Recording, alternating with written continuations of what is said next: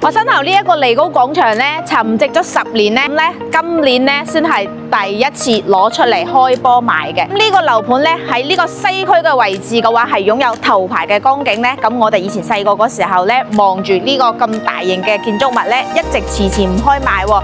每個人對佢都係非常之感嘆。咁而家咧，直接係8字頭嘅單價可以買到西區嘅核心地段，仲要係俾到一線頭排光景房俾你。嗱，已經翻到嚟到屋企呢個110平方嘅單位，睇到呢一個入門空間咧，真係非常之豪華奢侈，足差唔多有6個平方贈送俾你。咁咧入到嚟呢個咧南北對流嘅大廳，嗱，看過嚟呢一個一線嘅無敵城市，成個西區、東區、食奇區、火炬區，全部一覽無餘。咁咧再過嚟呢邊咧，跟住係餐客一體嘅呢邊嘅廚房咧，大到不得了。嗱，中意煮飯嘅朋友咧，呢個廚房咧目測起碼應該有12個平方。